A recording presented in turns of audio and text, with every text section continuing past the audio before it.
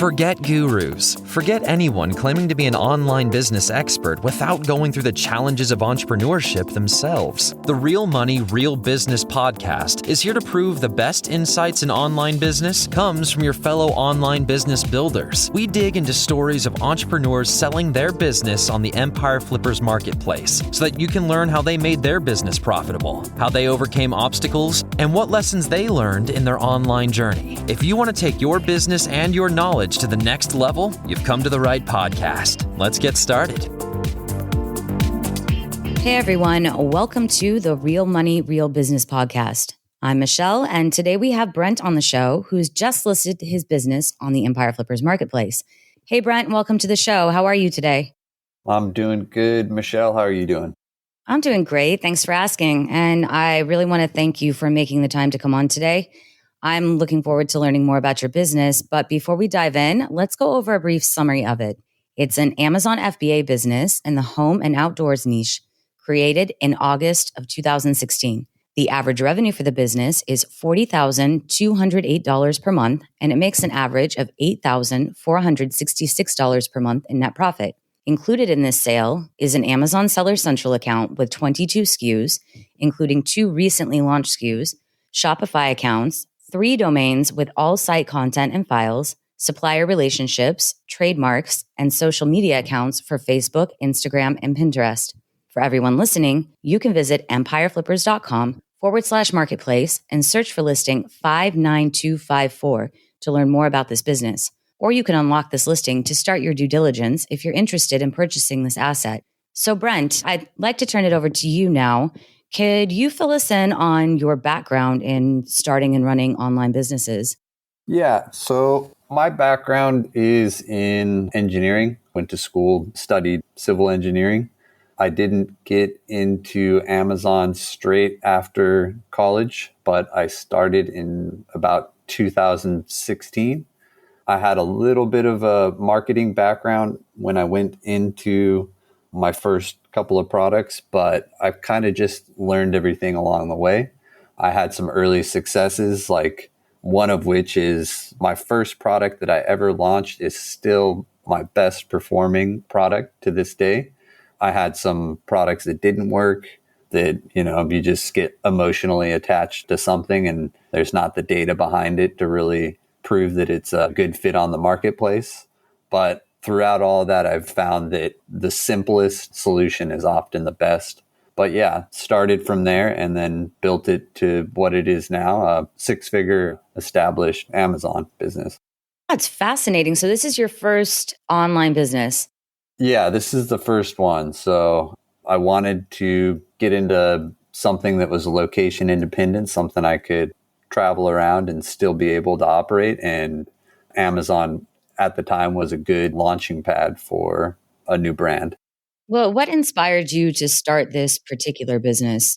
So I had a friend who was ultra successful on Amazon in the early days. He was selling mermaid tails and he was doing really, really well. And he kind of pushed me, inspired me to get into Amazon just because at that time it was the gold rush. So he kind of mentored me on what makes a good product. He didn't end up sticking with the mermaid tails, but he had good fundamentals of kind of what you need to do to stick in the game for the long term. Well, it's great to have that as you're building your own business. I mean, such a valuable resource to tap into. Yeah, for sure. The relationships that you have outside of the business are, my opinion, what make the business work. So I was brought into it because of him. And then I just started developing more interest in the space. And I wanted to ask you, you're primarily Amazon FBA, but you also have off Amazon presence. You sell through Shopify. So could you maybe tell us a little bit about that, like what your percentages roughly are? Yeah, so I am primarily selling on Amazon, but I have a very small percentage on Shopify and a little bit through social media and eBay. 80% of my time, how I looked at it in the beginning was, the more time I spend on Amazon, I get more return for my effort. I know that building on Shopify and building on other platforms is kind of essential for the longer term. But with all of the new stuff that Amazon had been launching in the space of building my business, I just kept busy with trying to figure out all the stuff within Amazon. Definitely. Yeah. There's a lot of changes to just even the services they offer, the way that you can, use multi-channel fulfillment. That makes things a lot easier. But I think just kind of trying to wrap your head around some of the new products and services that they offer as an e-commerce platform would definitely keep you busy. So when did you launch the Shopify stores?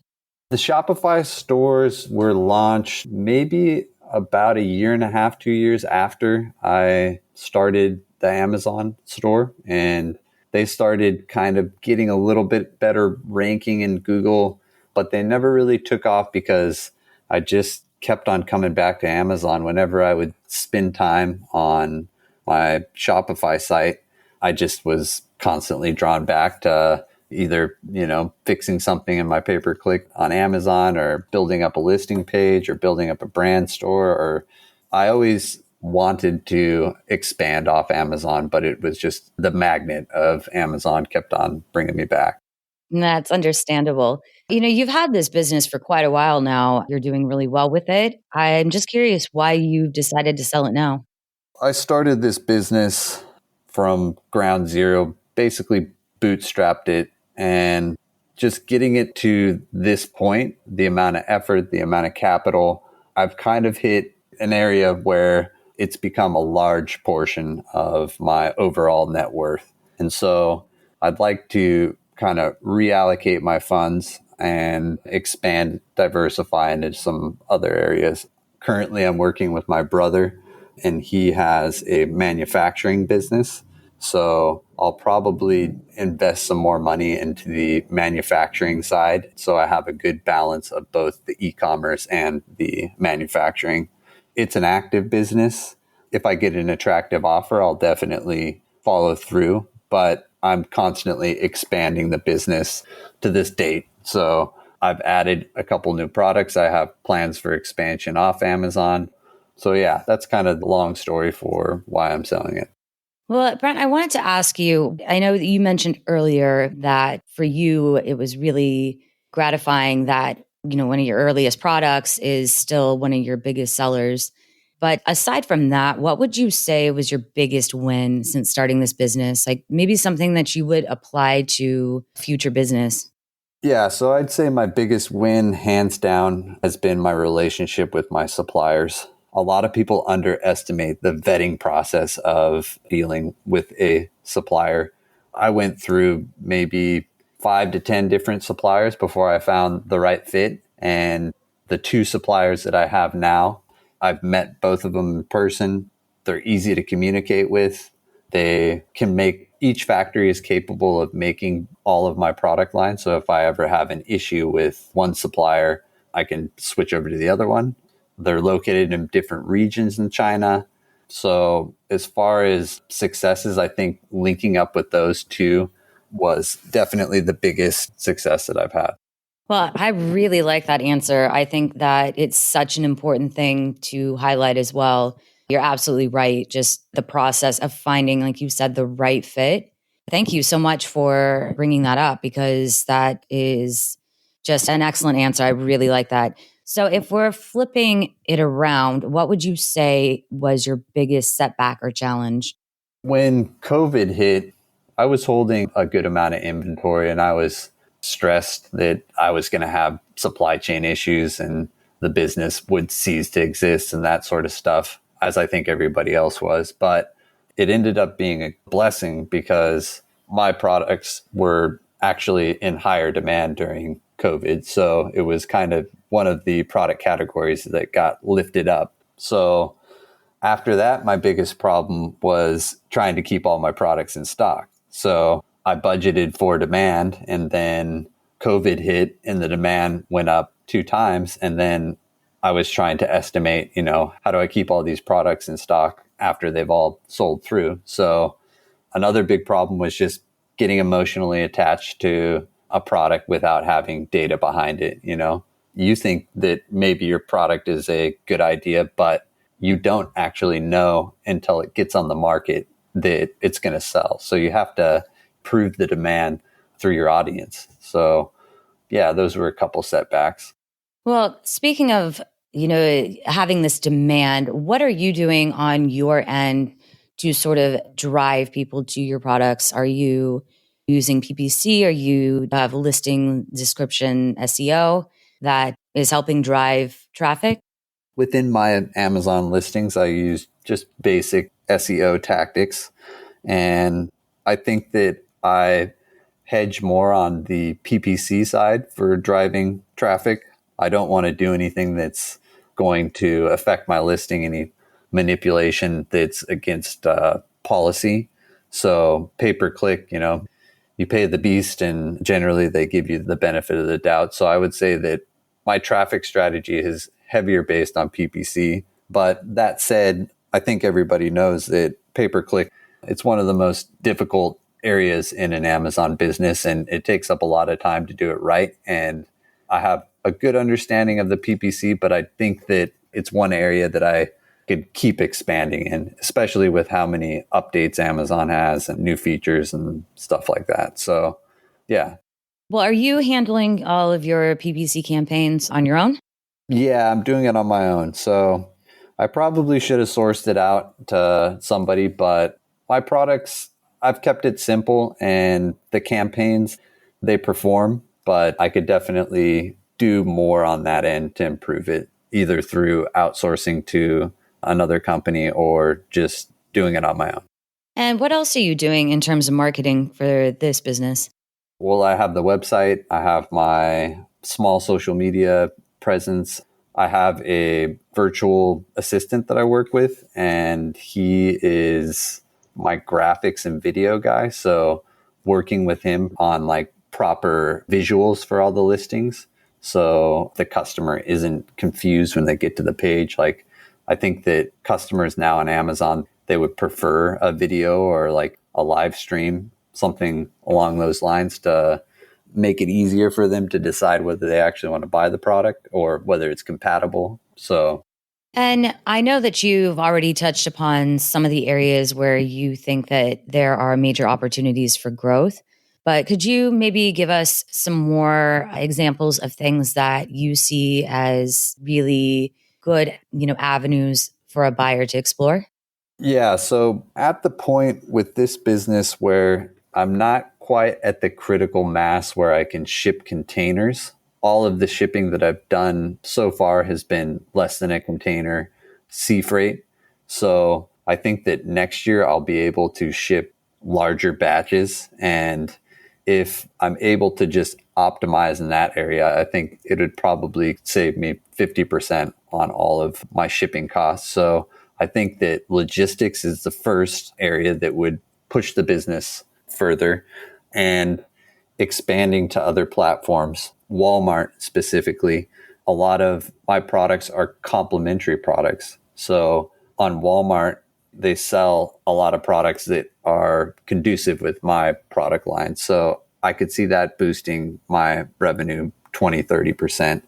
I've already touched on my Google and social media presence. I think if I boosted that up, it would also help with the sales.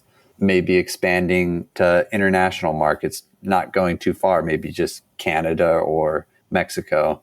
And listing optimization, there's areas I could improve there just to improve conversions, traffic. My pay-per-click, although it is efficient, it is quite low. So I think I could be doing more there. But those are just a couple of things that would drastically improve the profitability. Excellent. And I'm really glad that you kind of touched upon the supply chain, like the logistics optimization. Would you mind walking us through what your supply chain looks like right now?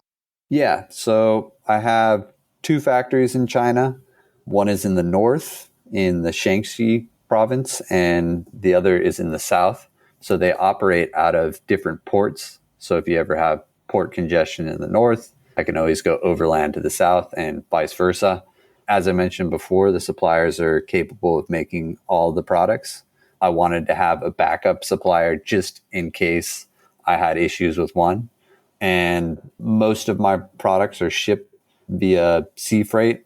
If I'm doing a product launch, sometimes I'll ship in some air shipments just to get a quick launch.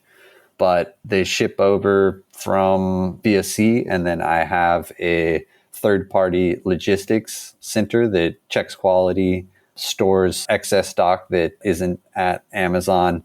They can handle single unit shipments, any sort of repacking, basically all your e-commerce needs. So I have my two Chinese suppliers and then the 3PL centrally located. It's in Reno, Nevada. So it's lower cost than a California or Arizona warehouse.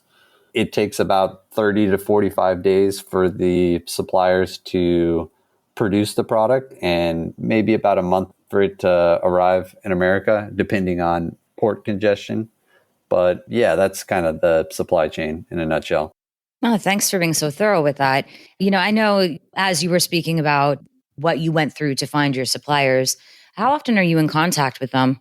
I do orders maybe every month or month and a half. So it's not a lot of communication, but as I mentioned before, like they're both really good at communicating and very thorough with the orders.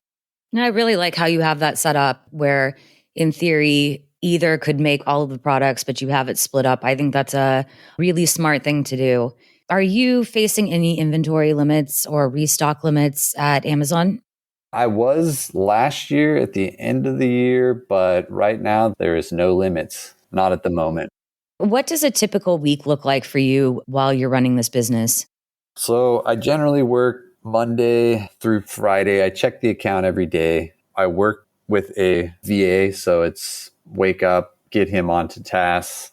Currently, we're working on the visuals for all the listings. So we're kind of running through each listing and improving it there. I'll look at pay-per-click, check to see if I have any incoming shipments, send out any single unit shipments to customers through the 3PL, bookkeeping. But other than that, that's kind of the gist of it. If we're doing a product launch, it would be preparing the listing, product development stuff. But yeah, that's pretty much it.